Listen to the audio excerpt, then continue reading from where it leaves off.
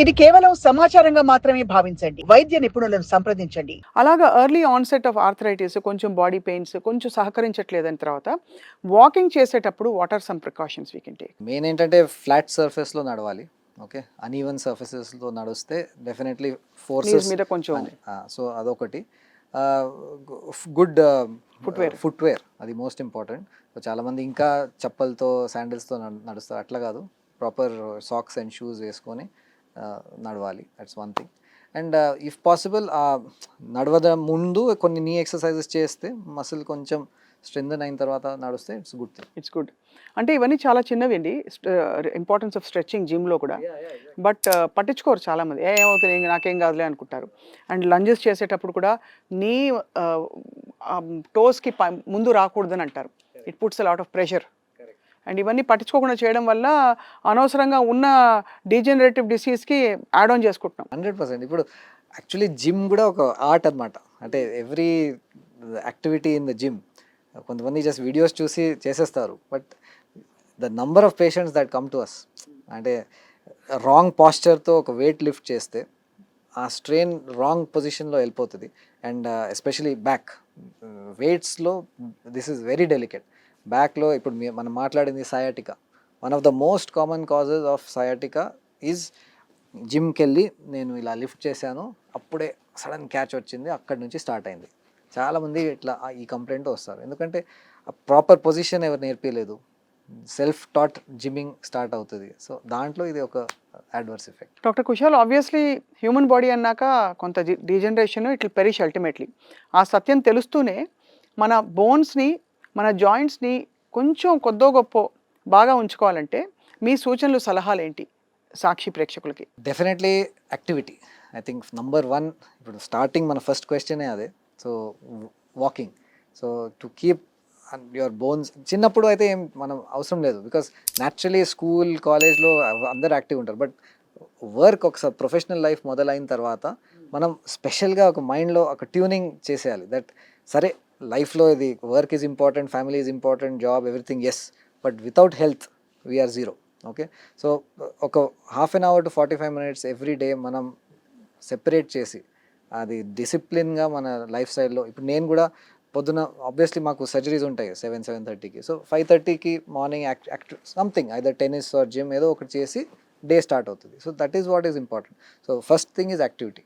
So compulsory walking, jogging or any sport that you like or gym, whatever it is, అది ఉండాలి. Second thing is ఇప్పుడు డయట్లో especially మీరు if you are regular non vegetarian no problem, but వెజిటేరియన్స్లో చాలామందికి మనం vitamin D deficiency చూస్తాము. So కొంచెం bone weakening tendency, bone pains tendency ఉంటుంది. సో వాళ్ళు కొంచెం అది జాగ్రత్తగా చూసి సన్లైట్ ఎక్స్పోజర్ అది చెప్పాను కదా, so that exposure or at least vitamin D supplements through orthopaedic consultation అది చేయాలి. These are the 2 things. And అంతకు మించి అఫ్ కోర్స్ సకాలంలో పెయిన్ కిల్లర్లు మనమే వక్కపొడిలా వేసుకోకుండా డాక్టర్ని కన్సల్ట్ చేయాలి. 100%. అంటే పెయిన్ కిల్లర్స్ మీరు ఒకేజనల్గా మేబీ 1 or 2 days SOS అంటాం, అంటే అవసరం ఉన్నప్పుడే అది వాడాలి. బట్ ఒక రొటీన్ అయిపోతుంది చాలామందికి. ఎప్పటి నుంచి తీసుకుంటున్నారు సార్ అంటే, సార్ 2 years నుంచి. 2 years నుంచి మీరు మెడికేషన్ పెయిన్ కిల్లర్స్ తీసుకుంటే లివర్, కిడ్నీ, స్ప్లీన్లో చాలా సైడ్ ఎఫెక్ట్స్ రావచ్చు. ఓ యా యా యా నా బ్యాగ్లో మైస్పాస్ ఉందండి. You are half a doctor, I have understood that. No, but actually మైస్పాస్ ఎంత కామన్ అయిపోయిందంటే ఫర్ పీపుల్ టు టేక్, ఏముంది అలీజెసిక్ వేసేసుకో, మైస్పాస్ వేసేసుకో అని చెప్పేస్తున్నారు అందరూ. So it is actually alarming. మీరు అన్నట్టుగా మెడికేషన్ అవసరం లేని శరీరానికి ఇప్పుడు మనం అనవసరంగా దాన్ని ప్రొలాంగ్ చేసి వర్సన్ చేసుకుంటున్నాం situation. One final question I have. Arthroscopic surgery option ఉన్నప్పుడు, అంటే చిన్న కీ హోల్ తోటే మనకి నీ రీప్లేస్మెంట్ కూడా జరిగిపోతుంది అంటున్నప్పుడు, కాదు, కీ హోల్తో నీ రీప్లేస్మెంట్ అవ్వదు. కీ హోల్తో ఈ లిగమెంట్ సర్జరీస్, మెనిస్కస్ సర్జరీస్ ఇవన్నీ అవుతాయి. But knee replacement, robotic knee replacement, ఇప్పుడు ఇవన్నీ ఓపెన్ సర్జరీ. ఎందుకంటే ఆ పెద్ద ఇంప్లాంట్ వెళ్ళిపోవాలి కదా లోపల. ఇందాకనే అదే పూరి మడత పెట్టిందని చెప్పింది అదే. That's what I meant.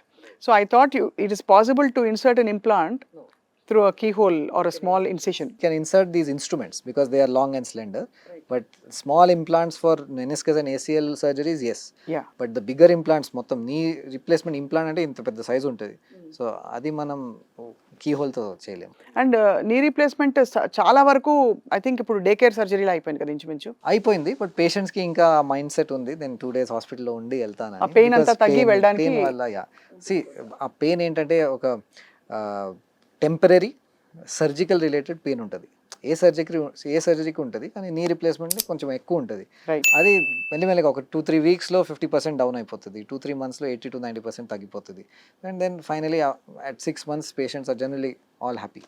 So అదే నీ రిప్లేస్మెంట్ పెయిన్ గురించి. బట్ ఎనీవే ఇప్పుడు చాలా ఈజీలీ అవైలబుల్గా మీరు అన్నది రోబోటిక్స్తో ఇంకా కూడా ప్రెసిషన్తో అఫ్ కోర్స్ మనిషి చేయి పడ్డం అని అంటారు కదా, కొంతమంది హ్యాండ్ బెస్ట్ హ్యాండ్ అంటారు, సర్జన్స్ హ్యాండ్.